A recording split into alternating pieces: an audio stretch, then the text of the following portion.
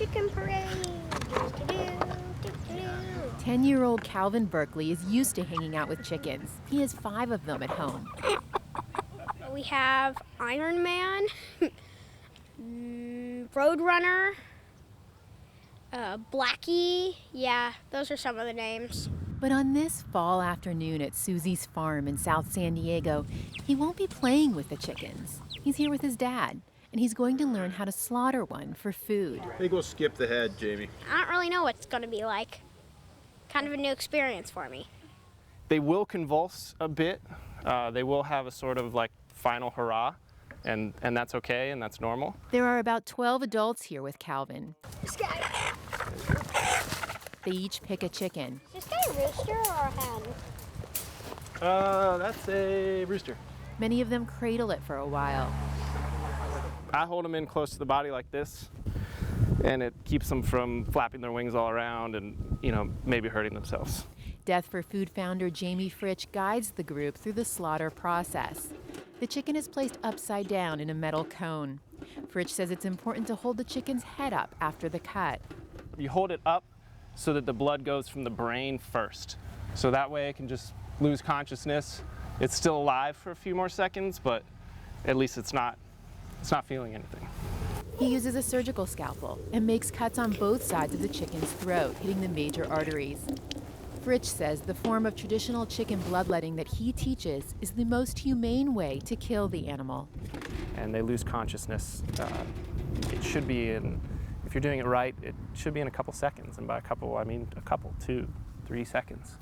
And then the chicken should be dead within, another 10 seconds. But they only experience that first cut. One by one, others go through the process, including young Calvin Berkeley. Because you're going to cut right in there. They learn how to remove the feathers. Yep, keep going. All the way. This plucker is really strong. And they learn how to eviscerate the chicken. Use the flat part of the blade. Like this? There you go. Okay, that's good. That's good. Yeah. Fritsch started Death for Food because he was struggling with eating meat. He came to terms with it when a farmer showed him how to humanely slaughter a chicken. And I think, too, just there was a relief in owning up to it or beginning to own up to the death that was taking place on my behalf, the killing that was taking place for me to eat. Troy Johnson is a food writer. He contributes to the Death for Food website. He says people are disconnected from the food chain, and that's a problem. The fact that we go into a grocery store and we buy under perfect cellophane these glistening whoopee cushions of meat, it just makes it a product. It's like a widget. It's like buying an iPod. It's no different. So there's no emotional connection to our food system. And I think there's just something perverse about that. Johnson says ever since he slaughtered a quail for dinner at another Death for Food event, it's changed the amount of meat he eats. I'm pretty much a vegetarian until sundown almost. Not surprisingly, animal rights activists and vegans are not fans of this project. Susie's farm was going to co-host a Death for Food dinner and demonstration this past weekend. They received this phone message from a man who didn't leave his name. This is an excerpt.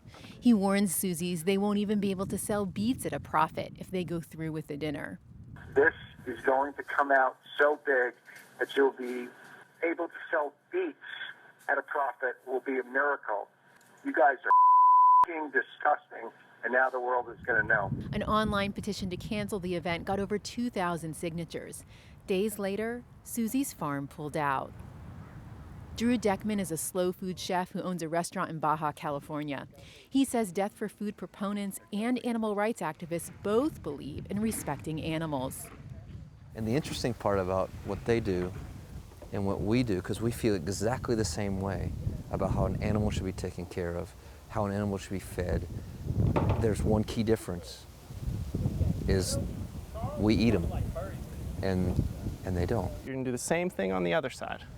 Okay.